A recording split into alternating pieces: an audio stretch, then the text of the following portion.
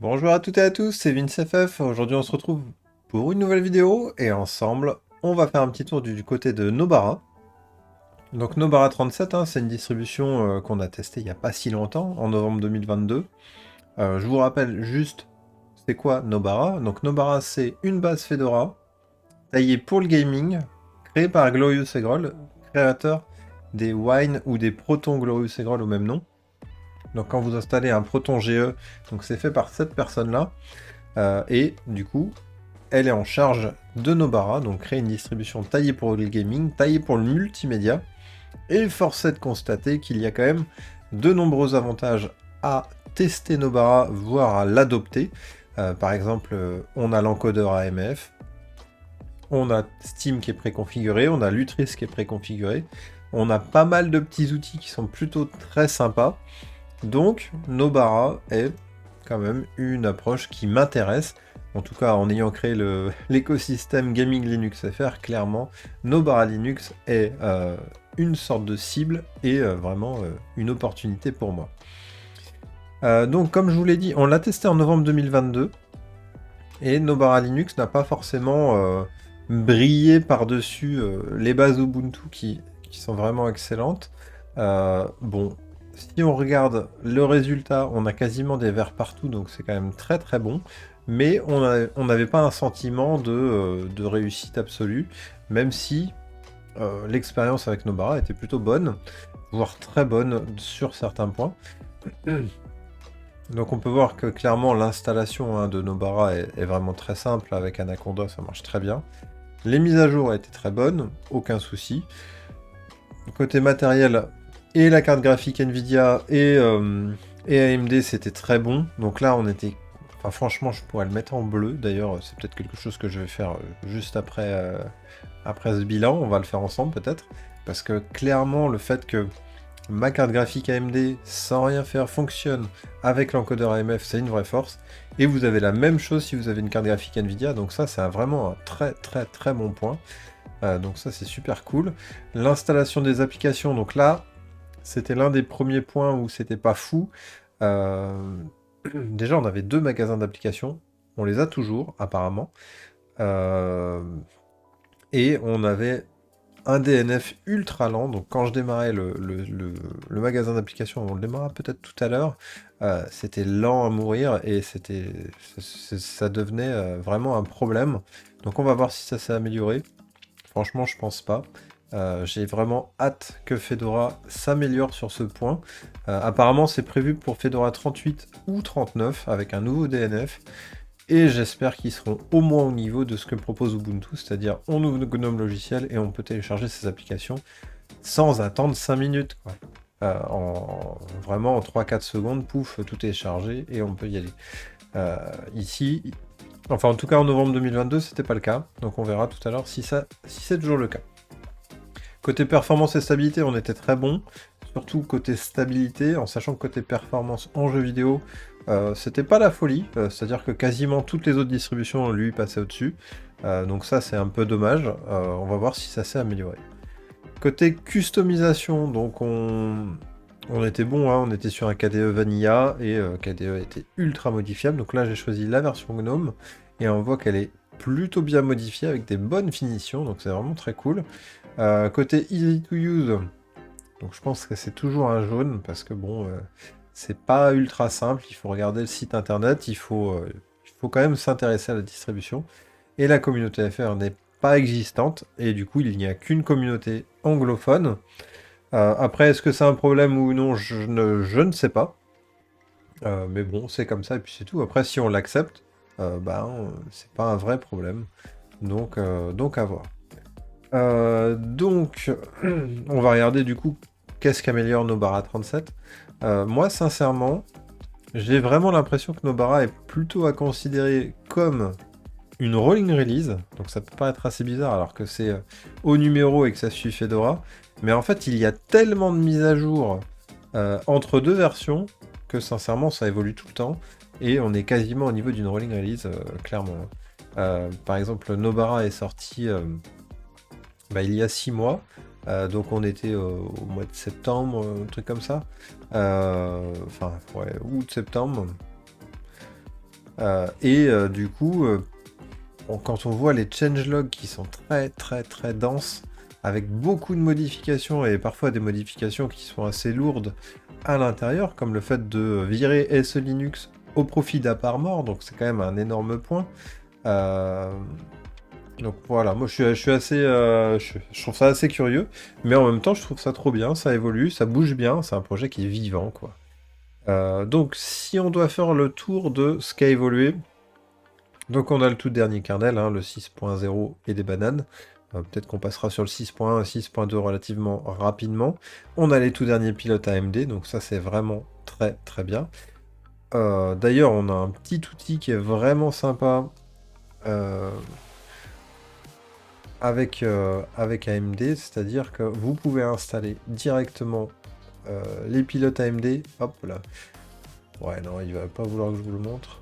Attendez, si je fais ça et je fais oui. Plop, plop, plop. Voilà. Donc en fait, vous pouvez choisir les composants des pilotes propriétaires que vous voulez. Donc par exemple, pour intégrer le ray tracing, pour intégrer l'encodage H264, donc avec AMF, ça se fait en graphique, c'est rapide et ça marche super bien. Donc ça, c'est vraiment pour moi un énorme point. Donc évidemment, on a la même chose avec les pilotes NVIDIA. On a le tout dernier Mesa 22.3.2. Et à chaque évolution, de toute façon, vous aurez les évolutions de Mesa. On a le tout dernier Wine, donc en version 8. Donc ça aussi, c'est un point qui est plutôt cool. On a l'intégration maintenant de Timeshift en direct. Donc on a quand même des évolutions assez majeures. Et évidemment, on a du coup GNOME 43 d'intégrer, en sachant que sur la version KDE de Nobara, il n'y a pas cette différence, parce qu'ils avaient déjà intégré KDE 5.26. Donc là, si je vais ici, je vais retrouver finalement le menu à la GNOME 43, donc c'est plutôt cool. Ça pour moi c'est vraiment un bon point. Il y a juste un point où je suis un peu perplexe, c'est que si vous regardez sur le site de Nobara, vous ne retrouvez à aucun moment comment faire l'upgrade de Nobara 36 à 37. Et en fait, il faut aller sur le Discord, donc ça c'est assez curieux. Et en fait, sur le Discord, ils ont mis du coup l'update procédure. Alors peut-être que je ne l'ai pas trouvé sur le site internet avant de me dire si c'est là, tatata. Peut-être que je ne l'ai pas trouvé, en tout cas c'est pas mis en évidence, alors que sur le site de Nobara, enfin sur le Discord de Nobara, vous allez dans Announcement, et directement, pour faire l'upgrade, vous faites ça. On copie-colle les lignes de commande, et puis emballer, c'est pesé. Donc ça c'est super cool. Donc ça c'est vraiment très bien. J'ai aussi une autre très bonne nouvelle dans le changelog. Là c'est plutôt par rapport à mes benches. Donc j'ai continué un peu le cirque côté de mes benches. On va zoomer, clouc. Voilà. Donc j'ai continué finalement mes benches. Et aujourd'hui, c'était ma GA8 qui était premier. C'est toujours le cas. Ma GA8 a vraiment un très bon résultat. Je ne sais même pas pourquoi ma GA8 a des très bons résultats. On n'a pas le dernier Mesa, on n'a pas les derniers pilotes AMD, on n'a pas... Enfin, on est vraiment sur une base ultra stable avec un kernel stable LTS. Il n'y a vraiment aucune raison qu'elle soit première, mais elle est première, donc à la limite, pourquoi pas. Ensuite, on avait Xubuntu, on avait Garuda, on avait Ubuntu, on avait Linux Mint 21 avec la version Flatpak, on avait Debian Seed, on avait Linux Mint 21 sans la version Flatpak. Je vous expliquerai peut-être dans une prochaine vidéo pourquoi j'avais fait le mix entre les deux. Alors, en fait, je m'étais posé la question si ma GA8, parce qu'en fait j'installe le Flatpak sur ma GA8, si c'était grâce au Flatpak et le fait que finalement le Flatpak intègre le tout dernier Mesa, si c'était pour ça que finalement ma GA avait de bien meilleures performances que Linux Mint. Donc c'est pas le cas, mais je ne sais toujours pas pourquoi ma GA a d'autant de bonnes performances sur Cyberpunk, c'est assez incroyable. Sur OpenSUSE Tumbleweed, donc ensuite on était quasiment au même niveau que Windows. Ensuite on a Windows, pareil Tumbleweed mais sous GNOME, on voit qu'il y a quand même une sacrée différence. Hein. Tumbleweed est plutôt bien optimisé sur KDE, même si par rapport aux autres distributions c'était pas fou. Et ensuite on avait Nobara, donc Nobara 36 qui est censé être optimisé machin, et finalement faisait moins bien que Windows, donc c'est moche. De base, et voilà quoi, donc c'était l'un des problèmes de Nobara. Et en fait, ce problème est un peu une histoire ancienne, Donc ça, c'est quand même un très bon point, parce que quand on voit Nobara 36 à Nobara 37, l'évolution, elle est majeure. On est au coude à coude avec Magia. Enfin, entre Magia et Xubuntu, pour être tout à fait honnête. On a le même nombre de FPS mini. Donc quand on regarde les autres distributions, on voit qu'il y a vraiment un bel écart. Le nombre de FPS mini sur Magia et Nobara sont équivalents, voire Nobara est un chouille au-dessus. Par contre, en FPS moyen, Magia est toujours devant. Mais on voit qu'il y a une évolution majeure. Et c'est super cool, je suis très content. En sachant que Nobara, vous regarderez le bilan, j'avais testé sur Gnome, j'avais testé sur la Gnome modifiée, j'avais testé sur KDE, et j'avais testé sur XFCE. Parce qu'à l'époque, Xubuntu était première, avant que je teste Magia. Et donc j'avais testé un peu tout. Et finalement, elle restait vraiment en queue de peloton. Là, Nobara est vraiment presque au top. En tout cas, elle est vraiment remarquable sur ce point-là. Donc ça, c'est vraiment un bon point. Donc ça, c'est super cool. Donc ensuite, si on regarde, finalement, on a l'évolution de Gnome en Gnome 43. Là, on peut voir que du coup, on est sur le Gnome modifié. Donc franchement, il n'y a pas grand-chose, hein. C'est-à-dire qu'on est sur un arc menu qui n'est même pas modifié au niveau du thème. C'est vraiment un arc menu classique de chez classique. Rien de spécial. On a les paramètres. Enfin bref, c'est vraiment... ça marche bien. Tchouk tchouk tchouk. Moi, je trouve que le système est pas ultra réactif. Enfin, ça va, hein, mais je trouve que sur certaines applications, au démarrage, ça a un peu de mal.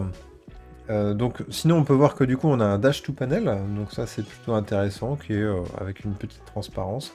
On a le tile Windows, donc de PopOS. Donc si j'ouvre une application et que j'en ouvre une deuxième, plouf, ça me fait directement du tiling. Donc ça peut être pratique. Donc on voit que c'est pas extrêmement parfait, hein. Il y a encore quelques petits bugs. Ça c'est dommage. Mais ça peut vous aider, en tout cas si vous faites plusieurs types d'applications et que vous voulez faire du tiling. Très souvent, le multi-écran est préféré, mais dans certains cas, le tiling peut être intéressant. En tout cas, moi je trouve que c'est une bonne feature de PopOS, et du coup, c'est aussi intégré à Nobara, donc voilà. C'est pas parfait, mais c'est pas mal pour autant. Check, check, check, et puis si j'avance, du coup, j'ai le petit calendrier ici, et finalement le nouveau menu de Nobara. Donc voilà, ça casse pas trop patin à canard, mais c'est pas désagréable. Ça fonctionne plutôt bien, ce Gnome 43, c'est plutôt joli. C'est toujours pas bien intégré entre les anciennes apps et les nouvelles, donc ça c'est un peu dommage. Mais bon, ça va venir avec le temps, et avec le temps, tout sera intégré. Donc vivement Gnome 44, vivement Gnome 45, pour qu'on voit ça. Ensuite, du coup, je vais vous démarrer Nobara Package Manager et on va voir en combien de temps il s'actualise. Parce qu'en fait, le problème, c'est pas à l'installation des applications, hein, que finalement DNF est ultra lent, c'est à l'actualisation de son catalogue. Et là, on voit que déjà, c'est long. Sur Ubuntu, ça serait fini depuis longtemps. Sur Debian, j'en parle même pas. Sur Debian, on ouvre l'application GNOME Logiciel ou Synaptic et clac, c'est déjà fait. C'est presque incroyable. Donc là, je vais le laisser charger, mais ça va durer un moment. Soyez prévenus, voire des fois ça plante. C'est un peu pareil que GNOME Logiciel. Ça, c'est vraiment pour moi l'un des plus gros défauts de Fedora. Je sais pas ce qui branle. Peu importe, hein, que je sois sur Fedora ou Nobara, toujours la même chose. Donc là, on voit qu'il fait la mise à jour des métadonnées du dépôt. Donc je sais pas pourquoi il prend autant de temps, en sachant que j'ai Magia de l'autre côté, qui utilise URPMI et DNF. Si je prends la version DNF, c'est lent aussi, mais c'est quand même beaucoup moins lent qu'avec Fedora. Et URPMI trace, donc franchement je comprends pas le délire, et je comprends pas pourquoi personne est gêné plus que ça. Sincèrement, j'utiliserais la distribution, mettre 5 minutes pour démarrer mon truc pour mettre à jour mon système ou installer une nouvelle application. Sincèrement, ça me ferait chier. Donc ça, pour moi, c'est vraiment un point noir. Et apparemment, c'est pas parti. Par contre, point positif, depuis que j'ai fait les mises à jour, C'est vrai que quand j'ai installé Nobara 37 la première fois, je trouvais que c'était un vrai veau. C'était lent, les applications étaient lentes. Quand je démarrais un nouveau jeu, c'était lent. Quand je démarrais juste Nautilus, c'était lent. Là, quand j'appuie dessus, ça démarre quasiment aussi sec. C'est plutôt rapide. Je trouve que c'est moins rapide qu'une Mageia ou une Linux Mint. Mais bon, c'est acceptable, ça fonctionne bien. Pas de problème. Mais par contre, c'est grâce à la mise à jour, hein. Ils ont changé quelque chose pendant la mise à jour, ça c'est clair. Touk touk touk. On va faire un petit bilan là, en espérant que je vais pouvoir avoir accès au Nobara Package Manager. Donc si je fais le bilan de Nobara, donc pour moi les perfs en jeu maintenant sont au top. Donc ça, c'est un énorme point positif. Donc non seulement on a les perfs en jeu, mais en plus on profite de toutes les avancées que propose Fedora. C'est-à-dire qu'on a Wayland de base. Là, je suis en Wayland. Quasiment toutes mes applications fonctionnent sans aucun problème. J'ai encore juste un petit problème au niveau de Discord, mais sinon OBS et consorts, KDVN Live, tout ça, ça fonctionne très bien. Donc j'utilise Wayland sur une Nobara. D'ailleurs, j'utilise Wayland aussi sur Mageia. Mais on sent que c'est vraiment bien intégré, ça fonctionne bien. Je peux utiliser mon écran avec du 200 Hz, ça fonctionne au top. On a l'intégration d'AMF directement, donc ça c'est super cool. Pas de bidouille pendant des heures, pas de script à lancer. Vous, il n'y a pas grand chose, vous suivez le tuto, c'est bien expliqué et ça fonctionne tout de suite. Donc ça c'est très bien. Donc on a ce seul bémol qu'on voit, hein, donc vous voyez que l'application n'est toujours pas chargée. Je ne sais pas combien de temps il va falloir pour que l'application charge. Et ben en fait, c'est ce DNF qui me gave. Parce que finalement, le jour où DNF va vraiment tracer et va bien fonctionner comme sur toutes les autres distributions, donc qui n'utilisent pas DNF, eh bien, j'ai l'impression que Nobara, c'est quand même la distribution idéale pour moi. Parce que je fais du montage vidéo, parce que je fais du streaming, parce que je joue beaucoup aux jeux vidéo. Et en fait, Nobara est spécialisée là-dedans, et elle est maintenant performante dans tous les cas. Et en plus, on a les avancées euh, de Linux en général dessus. Donc aujourd'hui, moi, si je devais prendre une distribution, c'est vrai que j'aurais tendance à choisir Nobara, soit en GNOME, comme ici modifié, soit en version KDE. Par contre, tant que DNF est comme ça, c'est pas possible. Enfin, moi, ça me saoule. Après, je peux utiliser la ligne de commande, hein. En utilisant la ligne de commande, c'est plus rapide, mais ça reste anormalement lent, quoi. Et puis, enfin bon, il y a des applications qui sont mises en valeur et tout ça. Bon, je comprends pas pourquoi ça ne fonctionne pas. Donc voilà.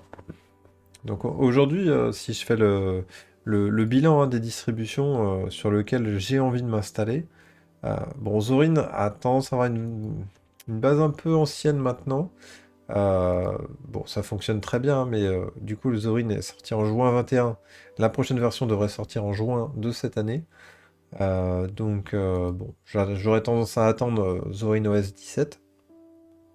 On a la base Ubuntu qui fonctionne très bien. J'ai testé OpenSUSE Tumbleweed, mais j'ai pas été conquis sur tous les points. Il y a des points qui sont géniaux, mais par contre, d'un point de vue performance jeu vidéo, c'est pas non plus la folie. Donc voilà, ça c'est un peu dommage. Et donc en fait, si je fais le tri des patates, aujourd'hui, si je devais en installer qu'une et choisir qu'une seule distribution, j'aurais tendance à choisir entre Ubuntu, Mageia, Linux Mint et Nobara. Sincèrement. Donc aujourd'hui, j'ai quand même une hésitation entre ces trois-là, Mageia 8, Linux Mint et Nobara. À voir par la suite. Ah voilà, il a fini de charger. Eh, incroyable. Je sais pas, il a fallu combien de temps, il faudrait presque que je regarde le replay, mais on doit pas être loin des 5 minutes, quoi. Donc là, j'ai pas mal de mises à jour à faire. Donc pour faire les mises à jour, c'est beaucoup plus rapide que de lancer l'application. C'est quand même un comble. Bon, ça reste pas hyper rapide pour autant, hein, comparé à d'autres distribs. Mais une fois que l'actualisation est faite, ça va. Bon, en tout cas, j'espère que vous avez aimé la vidéo, j'espère que vous serez curieux de cette petite Nobara.